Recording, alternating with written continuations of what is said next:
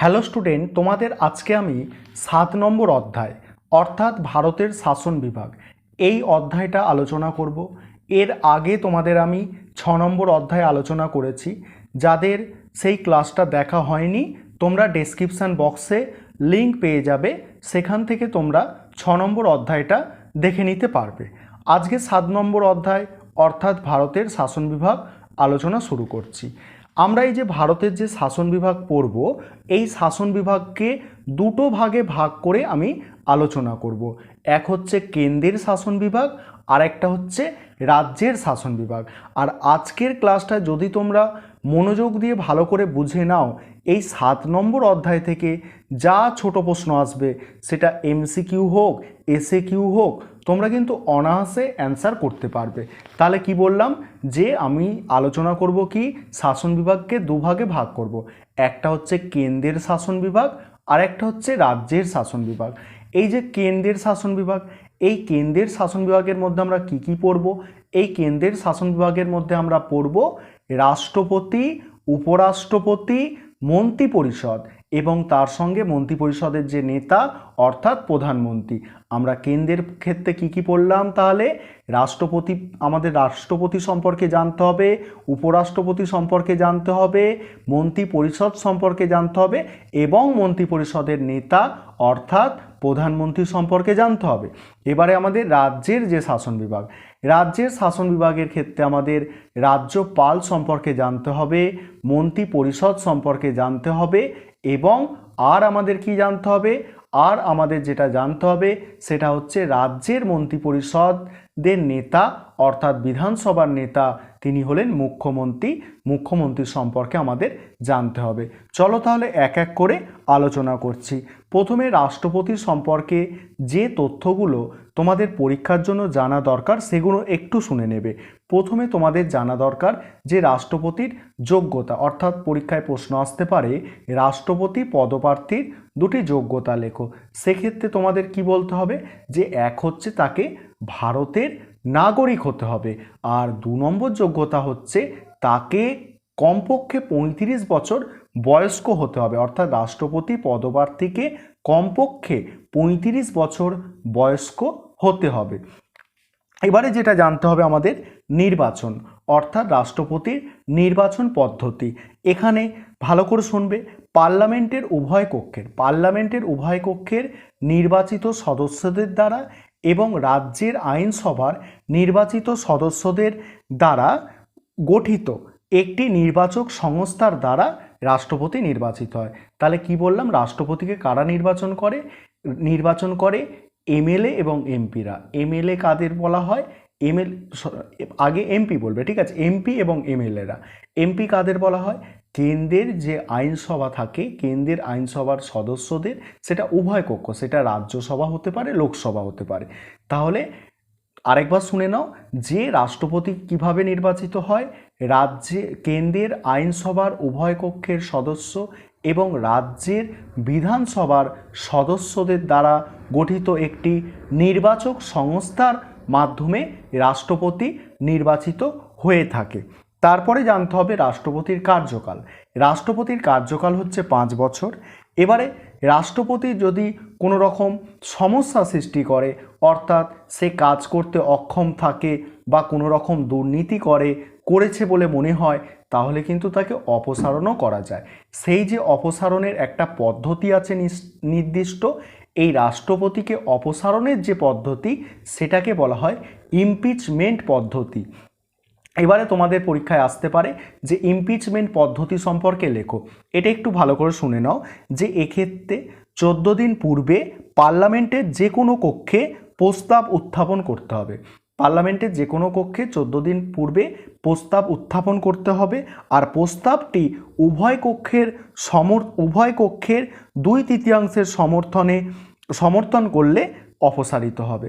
তাহলে কি পার্লামেন্টের যে কোনো কক্ষে 14 দিন আগে প্রস্তাব আনতে হবে, আর সেই প্রস্তাবটা যদি পার্লামেন্টের উভয় কক্ষর 2/3 সমর্থন করে দেয় তাহলে কিন্তু রাষ্ট্রপতি অপসারিত হয়ে যাবে। এবারে পদত্যাগপত্র রাষ্ট্রপতি কার কাছে, রাষ্ট্রপতি নিজে ভাবছে যে আমি পদত্যাগ করব, তাহলে রাষ্ট্রপতি কার কাছে পদত্যাগপত্র জমা দিতে পারবে, সেটা হচ্ছে উপরাষ্ট্রপতির কাছে। এবারে রাষ্ট্রপতির যদি অবর্তমানে কে তার কাজ পরিচালনা করবে জানো, রাষ্ট্রপতির অবর্তমানে তার কাজ পরিচালনা করবে উপরাষ্ট্রপতি, ঠিক আছে। এবারে রাষ্ট্রপতির ক্ষমতা সম্পর্কে আমাদের জানতে হবে।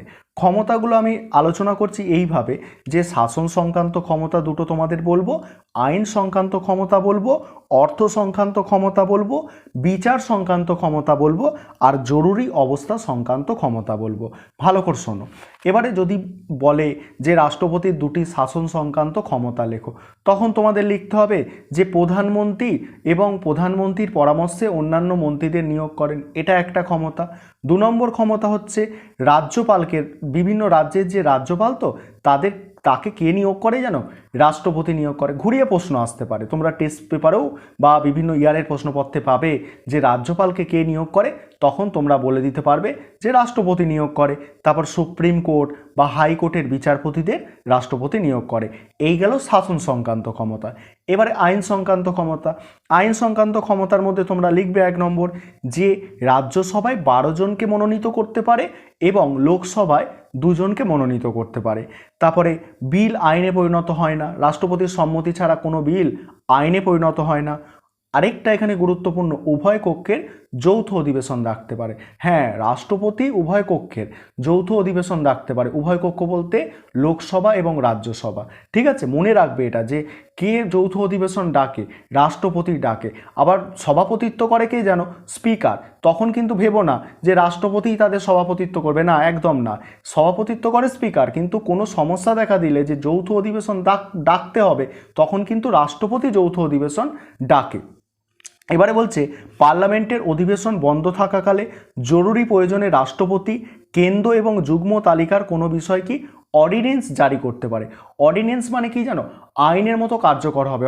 হয়তো তখন তোমার পার্লামেন্টের অধিবেশন নেই, তখন তো আইন তৈরি করা যাবে না, কিন্তু কোনো জরুরি পরিস্থিতি অর্থাৎ দরকার পড়েছে, তখন মানে কেন্দ্র তালিকা বা যুগ্ম তালিকার যে কোনো বিষয়ে রাষ্ট্রপতি কিন্তু অর্ডিন্যান্স জারি করতে পারবে, সেটা আইনের মতোই কার্যকর হবে। এটা গেল তোমার আইন সংক্রান্ত ক্ষমতা।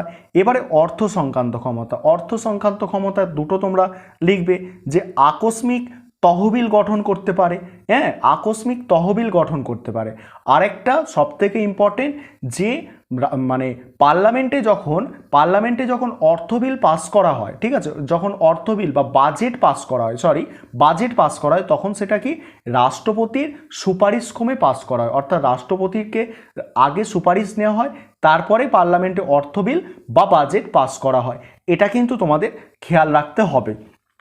এবার বিচার সংক্রান্ত ক্ষমতা দুটো যদি বলে লিখতে, তখন বলবে দণ্ডপ্রাপ্ত ব্যক্তিদের ক্ষমা প্রদর্শন করতে পারে। হয়তো তোমরা অনেক সিনেমাতে দেখে থাকবে যে কারোর ফাঁসির অর্ডার দিয়ে দিয়েছে কোর্ট, সেখানে রাষ্ট্রপতি গেল, তার ফাঁসিটাকে রোধ করে দিল, অর্থাৎ আটকে দিল।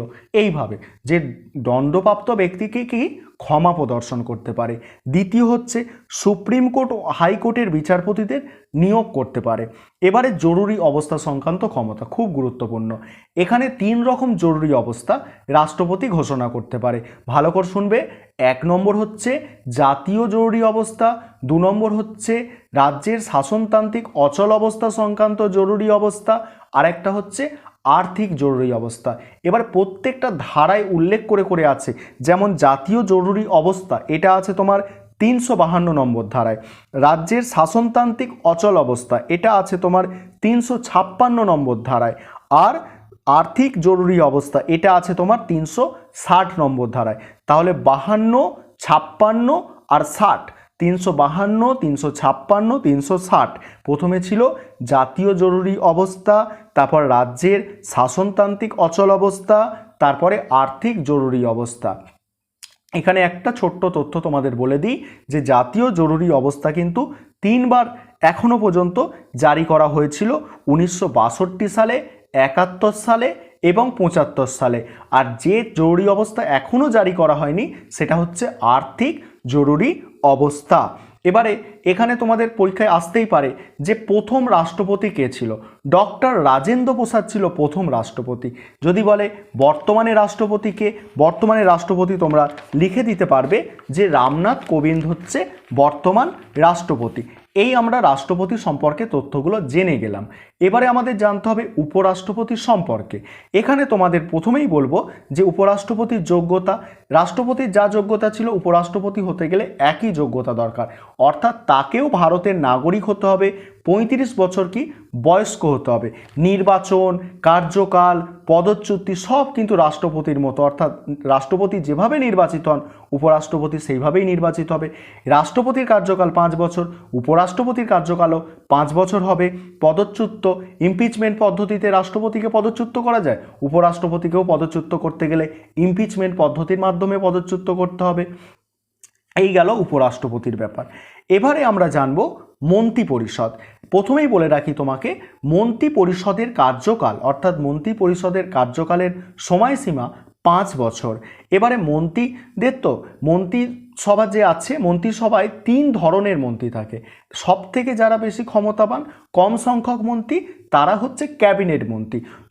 2 নম্বর হচ্ছে রাষ্ট্রমন্ত্রী, 3 নম্বরও রাষ্ট্রমন্ত্রী, কিন্তু 2 নম্বর যে রাষ্ট্রমন্ত্রী তারা হচ্ছে স্বাধীন দায়িত্বপ্রাপ্ত রাষ্ট্রমন্ত্রী। স্বাধীন দায়িত্বপ্রাপ্ত রাষ্ট্রমন্ত্রী বলতে কি, যেমন শিক্ষামন্ত্রী আছে, শিক্ষা দপ্তরে আরও মন্ত্রী কাজ করে, উপমন্ত্রী হিসাবে কাজ করে, কিন্তু শিক্ষামন্ত্রী একজনই আছে কেন্দ্রের ক্ষেত্রে বা রাজ্যের ক্ষেত্রে, তাদের বলা হয় স্বাধীন দায়িত্বপ্রাপ্ত মন্ত্রী।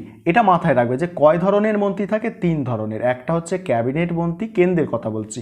2 ধরনের রাষ্ট্রমন্ত্রী, ব্র্যাকেটে লিখতে হবে স্বাধীন দায়িত্বপ্রাপ্ত, আর একটা হচ্ছে রাষ্ট্রমন্ত্রী। ঠিক আছে, এখানে একটা তথ্য তোমাদের দিয়ে রাখি যে ক্যাবিনেটের মধ্যে মানে কিচেন ক্যাবিনেট আর কি, কিচেন ক্যাবিনেটটা তোমাদের বলবো, পরীক্ষায় আসতে পারে যে কিচেন ক্যাবিনেট কাকে বলে। ক্যাবিনেটের মধ্যে 2 থেকে 3 জন মন্ত্রী যাদের সঙ্গে প্রধানমন্ত্রী বেশি পরামর্শ করেন। ঠিক আছে, প্রধানমন্ত্রীর এই সমস্ত বিশ্বস্ত কর্মীদের নিয়ে গড়ে ওঠে কিচেন ক্যাবিনেট। 2 থেকে 3 জন মন্ত্রীদের সঙ্গে প্রধানমন্ত্রী বেশি পরামর্শ করেন, আর এদের নিয়েই গড়ে ওঠে কি কিচেন ক্যাবিনেট। এবারে তোমাদের মন্ত্রী পরিষদের 2টো কাজ লিখতে বলতে পারে। 1 নম্বর কাজ হচ্ছে সরকারের নীতি নির্ধারণ ও রূপায়ণ করা।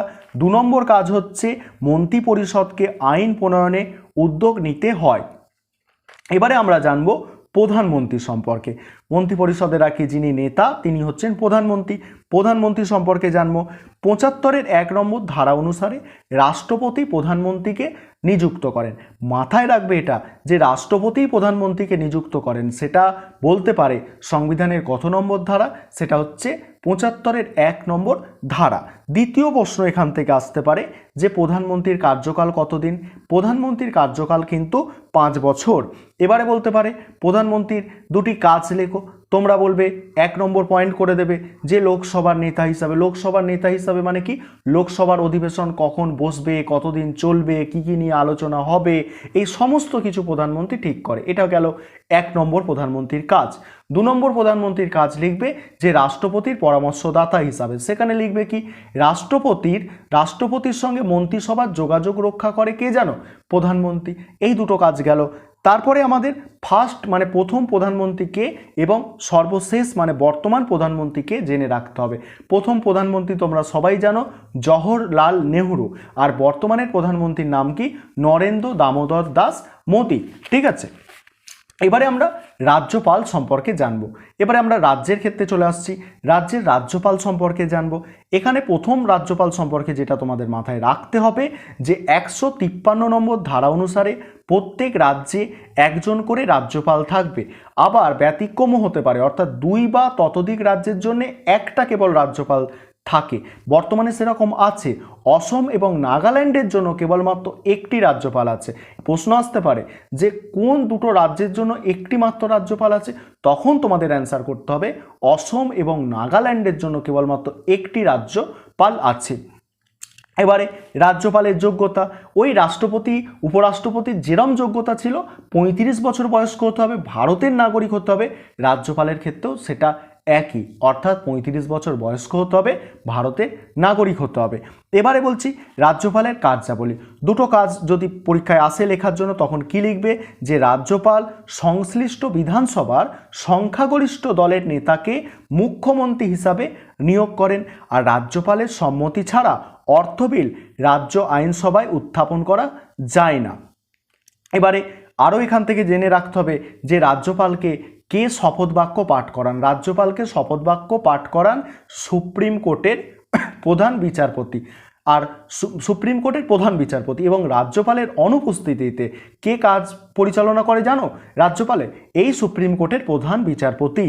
আর এই রাজ্যপালের কিন্তু অনেক গুরুত্ব, কিন্তু বাস্তবে সমস্ত ক্ষমতা কে ভোগ করে? মুখ্যমন্ত্রী ভোগ করে। এই কারণে সমালোচনা করে না সরোজিনী নাইডু একটা খুব ভালো কথা বলেছিল রাজ্যপাল সম্পর্কে, যে সোনার খাঁচায় বন্দি পাখি বলেছেন।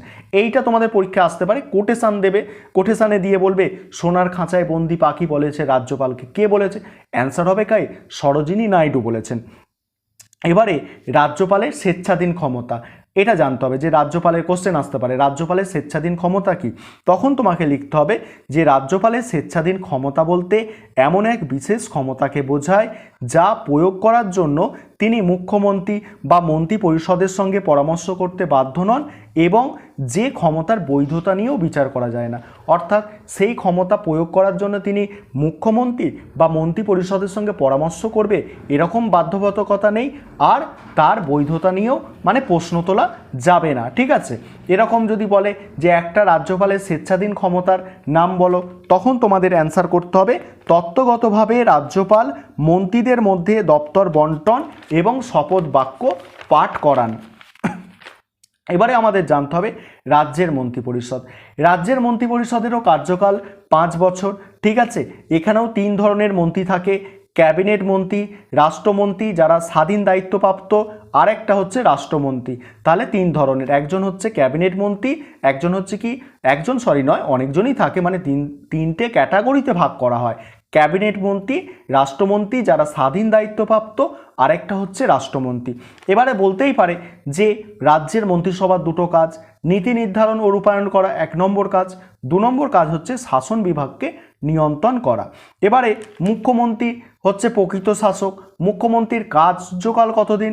5 বছর। যদি বলে মুখ্যমন্ত্রীর দুটো কাজ লেখো, তখন তোমাকে 1 নম্বর লিখতে হবে যে বিধানসভার নেতা হিসাবে বিধানসভার অধিবেশন কখন ডাকা হবে, কতদিন চলবে, কোন কোন বিষয়ে আলোচনা হবে তা মুখ্যমন্ত্রী ঠিক করেন। ঠিক আছে। 2 নম্বর কাজ, রাজ্যপালের সঙ্গে বিধানসভা অর্থাৎ মন্ত্রী পরিষদের যোগাযোগ রক্ষা করে মুখ্যমন্ত্রী। এবারে প্রথম মুখ্যমন্ত্রী তোমাদের জানতে হবে। প্রথম মুখ্যমন্ত্রী হচ্ছে প্রফুল্লচন্দ্র ঘোষ, আর বর্তমান মুখ্যমন্ত্রী তোমরা সবাই জানো মমতা ব্যানার্জি। ঠিক আছে, এই ছিল আজকের ক্লাস। তোমাদের ক্লাসটা কেমন লাগলো অবশ্যই তোমরা কমেন্ট বক্সে কমেন্ট করে জানাবে, এবং ক্লাসটাকে তোমাদের বন্ধুবান্ধবদের মধ্যে একটু শেয়ার